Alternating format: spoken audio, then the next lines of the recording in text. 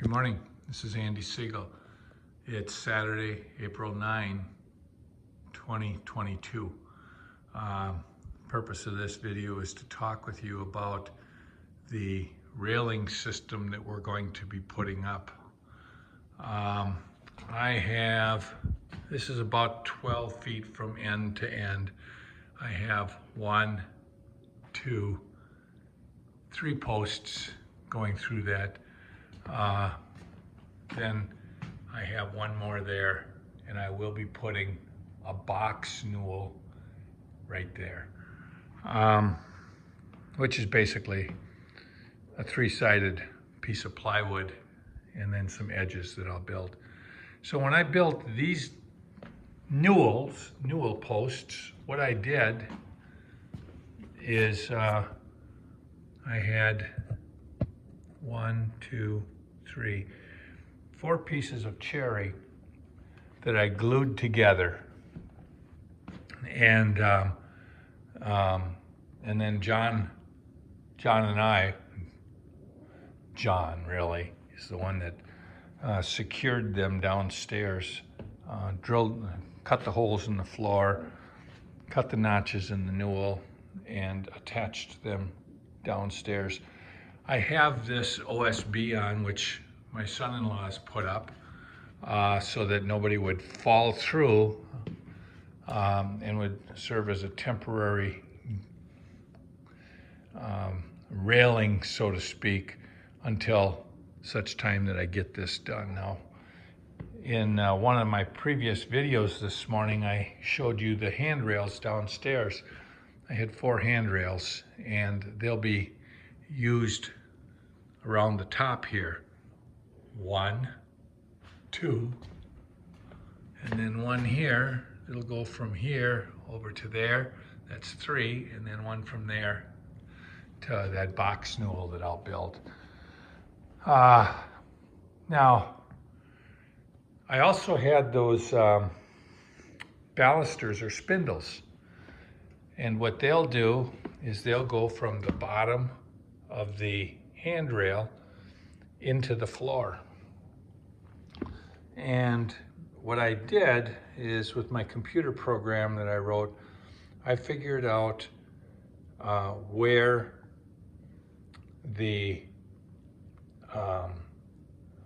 dowel holes need to be drilled into the floor so that everything is, it's 3 3/4 from the edge of one baluster to the next, taking into account that I wanted the same amount of space between this baluster and that newel, and this baluster and that newel. And so I cut everything. I then made these little pieces. I wanted to make sure that I had this thing right in the center. Now, once I get my OSB off and downstairs, and I have a use for that, what we'll do is I'll then do this drilling in each of these 4 spaces. And so that'll work well.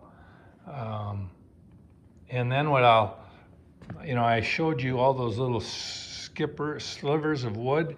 What I'm going to do is, if you can imagine looking at this newel from the top, I'm going to make an L that comes out to here and back.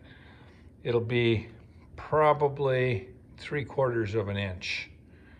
And what that'll do is that'll cover each of these corners on each of the posts.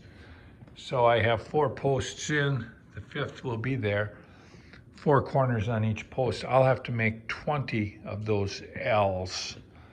So it'll give this a little bit of a profile. There'll be cherry that'll fill in the field, probably down to maybe there, and then coming up from the bottom maybe 7 or 8 inches. So that's my plan for these newels. Once I get that done, then I'll drill these holes in the floors.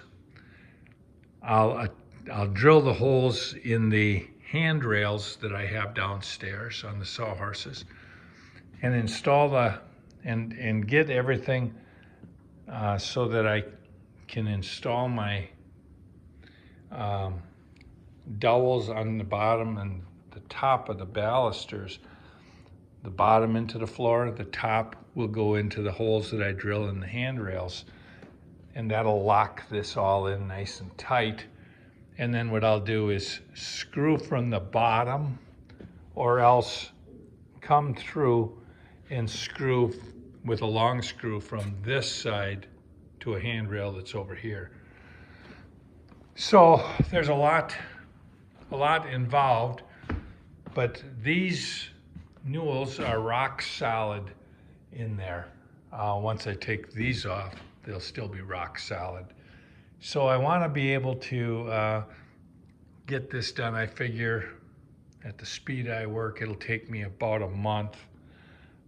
But you know, in that time, I'll have stained out all of my newels and my handrails. Of course, my balusters or spindles are already painted white.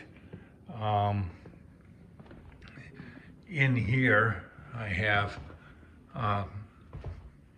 38 of the spindles stacked up over there that Linda had painted. So they're ready to go.